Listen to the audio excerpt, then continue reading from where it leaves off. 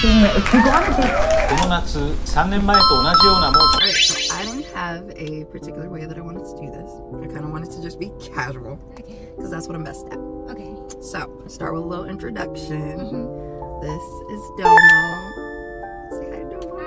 Hi. Domo, do you have a preferred name that you wish to introduce? Domo's fine. Domo's fine. Yes. I know that you have many nicknames. I do. Domo. Anyone I'm missing other than Domo? I think I'm the only one who kind of does that. Yeah, I have like one friend who calls me Nikki. Nikki. Okay. Do you have a favorite nickname you've been working with? Anything from childhood?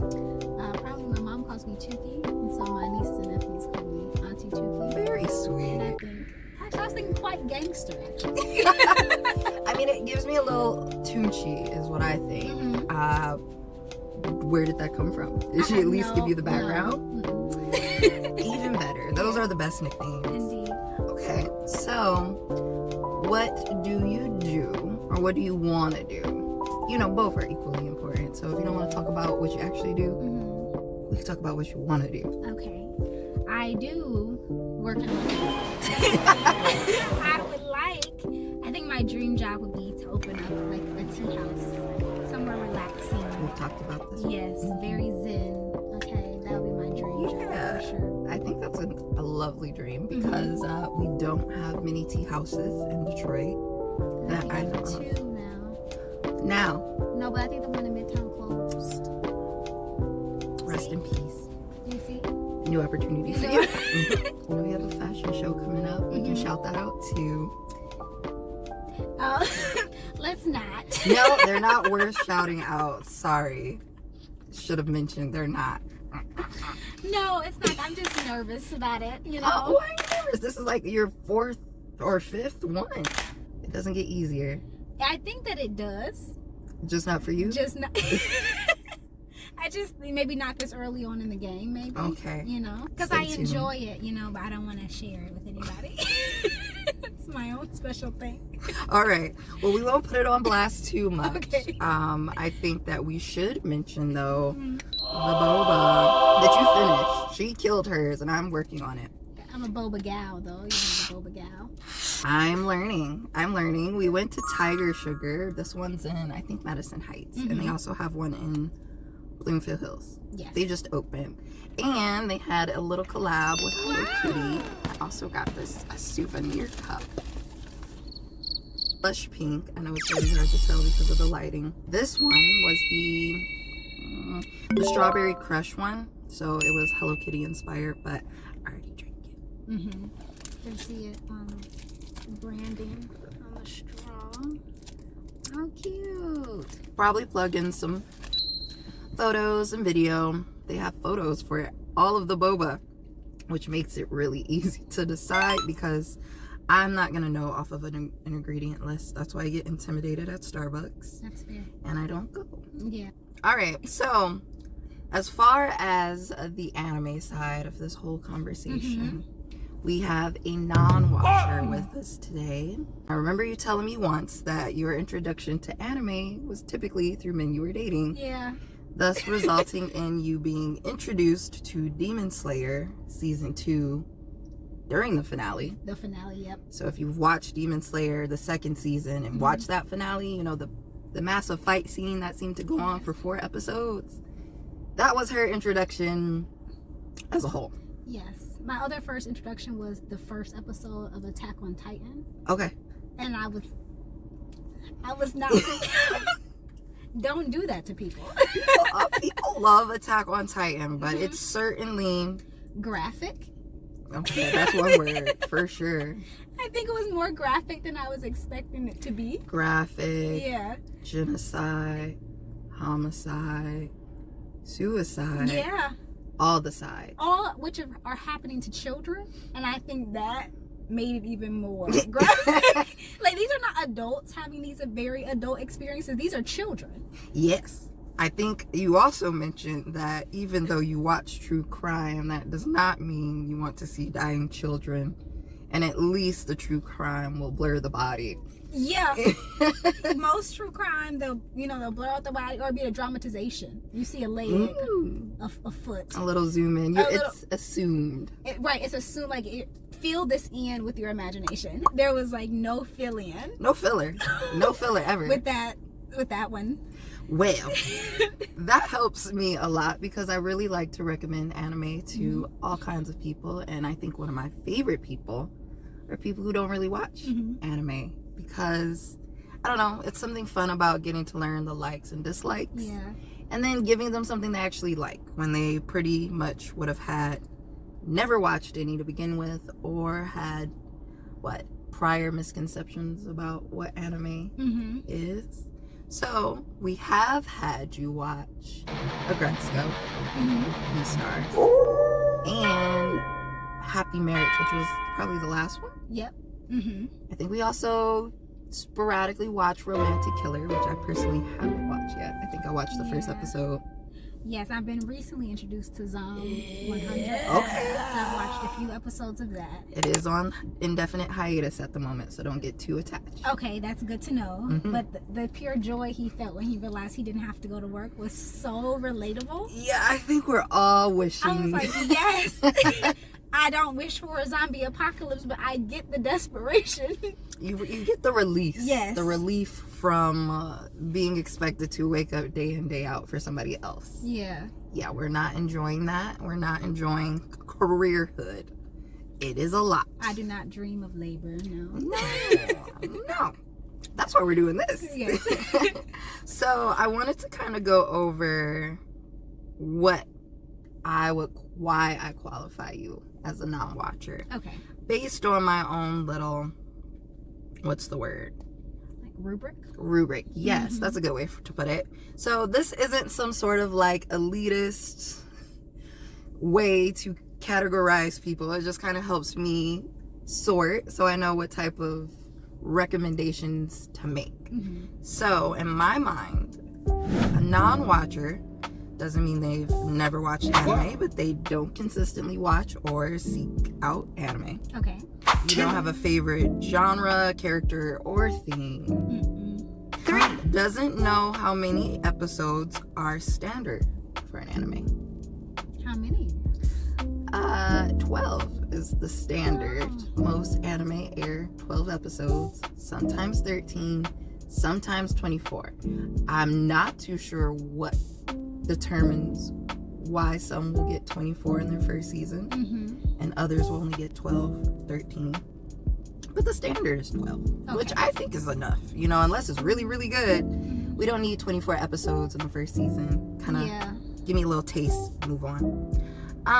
And lastly, can't name at least one show that has aired on Toonami, but you told me that you do know. Yeah, a few shows on Toonami. Didn't like Robot Chicken come on Toonami? So it came on Adult Swim. Okay. But Toonami was the anime side that came on Saturdays. Okay, so specifically came on Saturdays. Okay, so like I don't know if it was a remake or like a more intense version of like Dragon Ball Z was on there at a point. Dragon Ball Z in and of itself would have been on there. Samurai Jack? Where's Samurai Jack falling on this? Because that was top tier TV. You know what? There are debates about things that fall into the genre of anime. Okay. Because there are also Western animes, there are Chinese animes, and they are called different things. But standard anime is Japanese animation. Okay. So I've even heard things like Avatar, The Last Airbender, gives you an anime vibes. But it's not considered anime. Technically not. A lot of people will argue with you, so don't argue with me. I'm not saying one way or the other. I'm just... So you're just letting us know where the debate by lies. definition, okay? Some people have also tried to say Boondocks is considered anime. Very anime style drawings, I think. And they take a lot of inspiration from like anime fight choreography. I'm not sure if you've ever seen those side-by-side comparisons. Oh, yeah. So I can see where people get that, but... yeah. Still left up to interpretation. I think so, because I feel like I didn't know until I was an adult that like Sailor Moon, Yu-Gi-Oh, Dragon Ball Z, they were all considered anime. Yeah. So like I watched them as children, not knowing that these were animes. And it occurred to me that this is like a whole separate genre of animation. So, but I learned that as an adult. Have you ever been forced to watch anime with someone? Yes. I think a lot of us have, and I'm probably one of the people who may be doing that to you. I mean, but we like specifically hang out to watch. Like, there's this thing I want you to watch. We're gonna hang out because I want you to watch this thing. Okay. But I don't feel like that's a force, you know. I think it's more like a plan. Like, okay, this is how we're going to spend time together this time around. But I have been like hanging out with someone, and they're like the Demon Slayer thing. Okay. He's like, we have to watch the finale of this because it just came out, and I was like, okay. But I had no idea what I was getting myself into, so I feel like that was more of a force than I would say that's more of a force. Yeah. Especially if they're making you watch the finale. They don't even have time to I have go no back. context in the Like, show. let's start season 2 because the finale just came out, and I think you'll like it. I'm literally sitting there like, why is she not allowed to open her mouth? Like, I'm like no background story. There are all. a lot of questions that'll crop up in the second season, so I don't blame you. Okay, fair. I'm gonna blame him. As somebody who watches anime, that's not the way you do it. Especially if you want them to like it and continue to watch it. Don't do that. All right. Second question. For the last anime you watched, Okay. did you feel any strong emotions? Did you feel any sort of relatability? I know with Zom 100 you felt relieved when he was relieved of his work obligation. Yes. I think when we watched My Happy Marriage, there was a point of anger that I experienced during Please tell. the fight scene, because I was like, he cheated. Like, how you just gonna be like, you ain't gonna contest it, you ain't gonna challenge the play? Who's the referee? That bothered me too. I was like, okay, he kind of cheated though. He did, in my eyes. Like, you were whooping his ass the whole time, and then all of a sudden he brings up an illusion and you're done. And then it's like, I'm just gonna leave my wife here with these people. I don't know, like, which I don't trust them either, because they're certainly like, yeah, we knew you existed, but we didn't care about you enough to make sure you weren't being abused. Until the powers were discovered. You know, and I understand the need for that to the plot, right? You know, because I'm a reader, right? So I understand the need for a reason for something else to happen for the plot. Okay. However, he gave up too easy, I feel like, during that fight. And it didn't even seem within his character as an individual to do something like that. Yeah, I was expecting him to burn the house down again. Like, literally, like,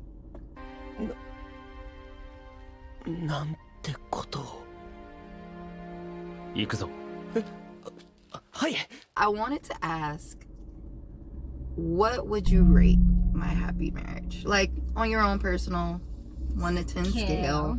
I think I'm gonna give it a 7. That's pretty generous. Only because I felt like the storyline was rushed. Okay. A little bit. Like, I think there was a lot of information packed into very few episodes. And I guess they have to give room for a season 2, but it was like, all right, destroyed your family home. All right, let's just move on to the next thing that we're doing. By the way, she's the most important person in the world. Just casually. And the Emperor's in on it. Like, what? Like, how did we even get to that point? Without spoiling it, I don't even know why he was mentioned. He didn't show up very much. Yes. Put it like that. They just threw that in there. And so that's why I would give it a 7. So maybe they're going to answer some more questions in a season, if there is a season 2. I think there should be. Honestly, it felt like it got a lot of hype in the beginning. There was a lot of initial hype around it. If we put her in the abuse seat, make everybody feel all the sympathy they can. Yeah. And then help her. They definitely had to show you why her spirit was broken. To make the dynamic between her and, you know, him more intense. Which I felt was dangerous. We don't have men coming to save us. No one's coming to No one's coming to save you. But I mean, I also understand the need for escape. You know, like he's like a romance book lover. It's very much the same sentiment. Here is this random man that you literally bumped into on the street, and he is your soulmate. You are going to spend the rest of your life with this man. Those escapes are necessary. Sometimes you can escape too far, and then you can't accept reality as is. Like, it is not appropriate to have a relationship with your boss in real life. 50 Shades of Grey. Right, but it is very much a trope that is often used. It comes up a lot. Very much. You know what also comes up a lot and makes me very uncomfortable? Teacher-student. Very interesting. Very illegal. Very weird. They're romancing that. Like, now that you mention it, I know have this one show that came up. It's called, what is it called? A Girl and Her Guard Dog. Okay. Which is about a girl.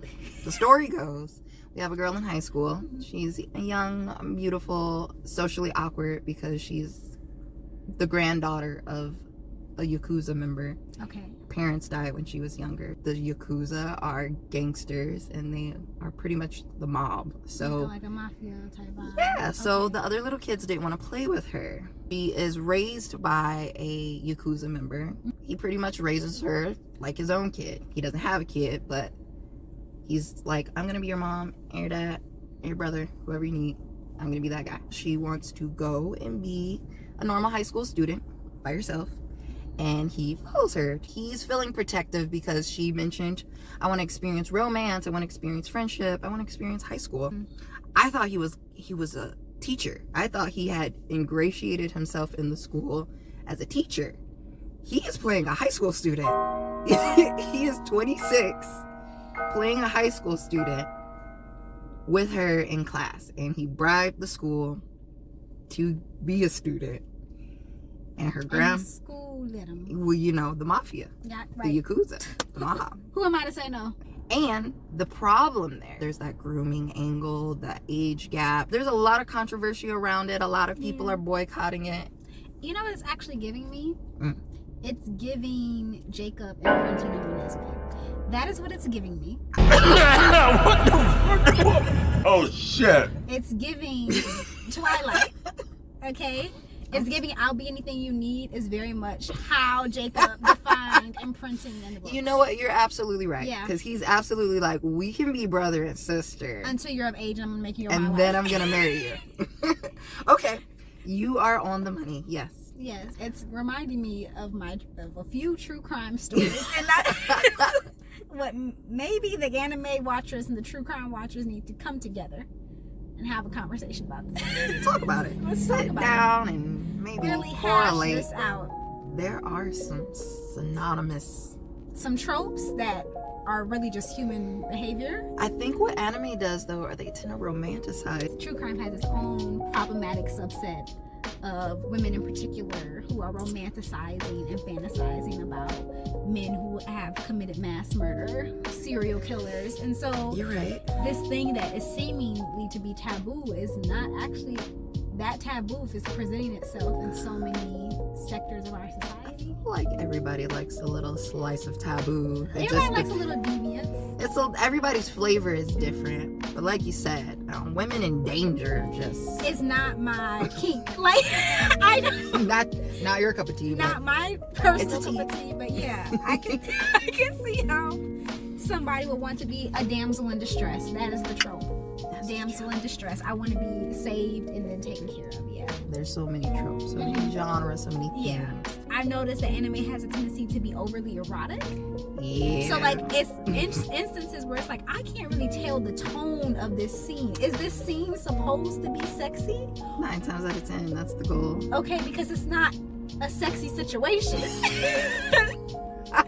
It'd be like we won a soccer game, and it's like, what's happening? This is how we celebrate. You celebrate this way. I could go down a deep tangent about fan service in anime and titty physics, and you've seen some clips. I've seen some clips. And, you know, proportions. Where is this character's belly button? Why are they legs so long? Okay. As far as shows that I think that will be fair recommendations, I try to keep in consideration for you specifically the ones that are more relatable to real life. Okay. So, workplace, romance. I heard that you like historical anime. I like a historical romance. Yeah. Specifically. I like a forbidden love, and usually you only get forbidden love in the 1800s. I don't know why, but that's because their other form of forbidden is you shouldn't even be talking about it. Yeah. I would rather us be from two rivaling families and fighting for two the crown. warring factions. Yeah. Not I'm your student. And yeah, you give are... me more star-crossed lovers than grooming. I feel like Beastars was a little taboo. They did do a little interspecies relation. I wasn't gonna bring up the species. You know, it was just because it was one of those things that was shown was very erotic. Yeah. And I'm like, am I supposed to want this for them? Do they want this for themselves? And we never figured out if he loved her, if he just wants to eat her. It was like that was never like that was the question that was proposed the whole show and never answered. You know, we got another season to answer it. We've got another season to get that figured out. She's got to figure out if she loves him, or is it just lust, or she just trying to do something she ain't never did before. I think that she got too many walls up. Actually, she was a very relatable character. Okay. I think that they did an excellent job talking about how being small and fragile can leave you in that all the time. Yeah. And so you seek these escapes to not feel small and fragile, like where you're in control of the situation. Yes. And as a very petite person, like little things like, oh, like picking me up is rage inducing, right? Because it's like I know, like leave me alone. You know, like I'm already hyper aware of how like small and fragile I am, and then to have somebody just pick you up, right, move you in space. Not everyone's into that. Not everybody's into that, but to hear her talk about sex being that thing for her that put her back into the one that's empowered in a situation when usually we don't think about women being empowered in that way.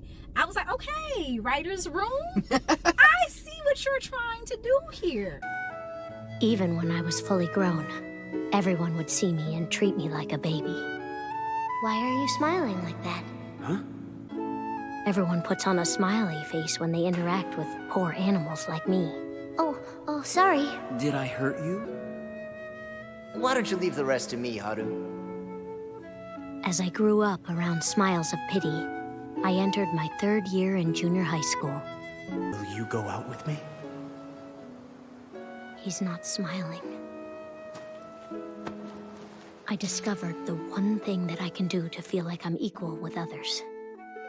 I found that this is the only time people don't feel sorry for me, where I'm not treated as the weak one. I think that's what I enjoyed about Beastars the most, is that their characters felt developed and relatable to humans. Yes. Even though we are looking at animals and animal society, we got to have a full display of this is something someone could experience for these reasons, and we're going to relate it to this person being this creature. Because you know what the bear was giving me? What did he give? Black man. Okay. To be perceived as something dangerous, large, you know, scary.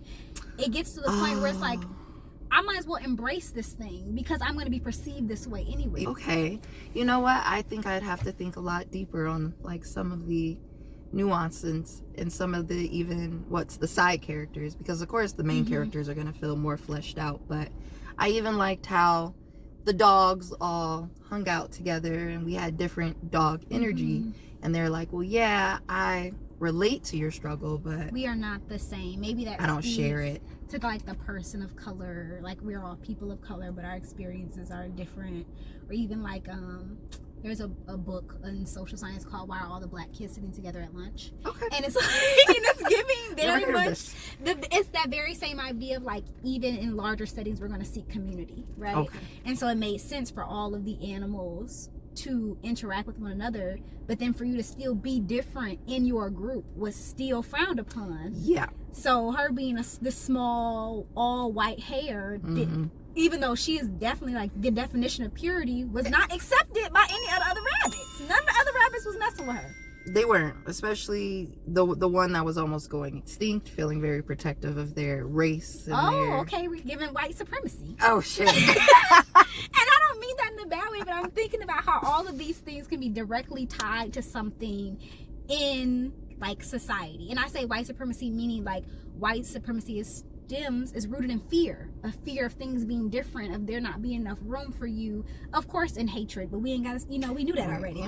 But like that was her thought process. So she's like, I would rather you never have nothing to ensure that I get what I need. Exactly. It's very much her thought process. I like that. I might have to even go back and maybe make some notes, because I think there's still some parts that didn't immediately jump out because I was caught up in the story.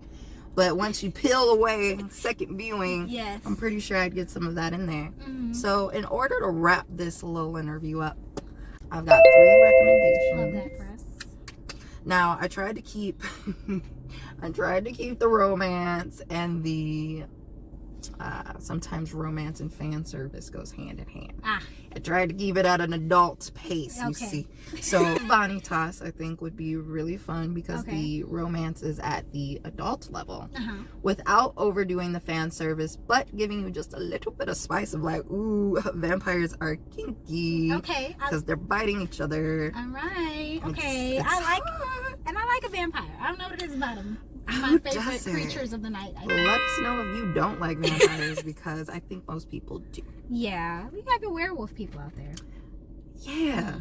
Let's get a poll going. Let us know. All right, so then we've got one called My Sweet Tyrant. I love this one. It's a short, so the episodes are only like maybe 2 minutes long. So you can really breeze through this one. But there's a couple. They're dating. They were childhood friends. They're dating in high school. Really sweet. The boy is very nonchalant, very standoffish, very giving man. Very annoyed to be there. He calls her mean names from time to time. He kind of just I take that back. brushes her off. You know, as soon as she turns away, he's obsessed with her. He's taking photos. He's got a mural in his room. He is definitely on the I love this girl side. He's giving Helga. Yes. First episode alone will be like, okay. All right, and then we've got, I wish I knew what this one was in English, so I'm probably just gonna put it on screen, text it to you. But this one I think follows 4 different couples, maybe 4 to 6 different couples with different relationship dynamics. They're both into each other. They're both too shy to take the next step, and they keep trying to be like, we're gonna be intimate. Finally, we're alone. No. It just never really gets there. We've got a different one. We've got a much more edgy vibe. She's much more, you know, I skip class. I don't really give a fuck. And you find out she's probably not as bad as she's been putting on. It's a facade. It's a facade, but it's a cute little facade. I'll lock lips with anyone for the right price. Really? What do you charge to go all the way? 100,000 yen? Perfect. You take cash? Got that much on you? What's wrong? Are you scared? Hell no! I'm ready to go whenever you are.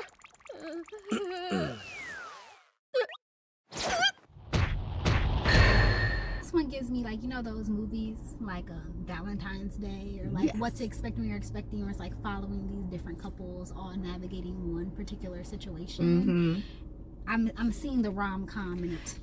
Yes, it's definitely rom-com-y. I love when there's these like intersecting storylines that these people aren't related, but they're all experiencing the same thing. So yes, rom-com for sure. Okay. All right. Well, that was honestly everything that I had pre-planned out. That was great. Thank you, Domo. Thank you for having me. Coming out here and just to drink boba and talk about anime for like 40 minutes. I had a great time. Best part of the day. Okay. Well, I'm going to wrap this up with a thank you for watching if you watched it all, and put some recommendations in the comment for Domo. Maybe even a little horror, but not gore. Okay? That's a thin line in the anime world. So, horror, not gore.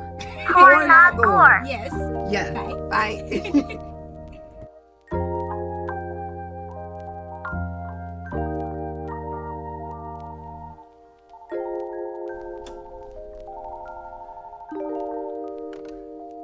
もしもし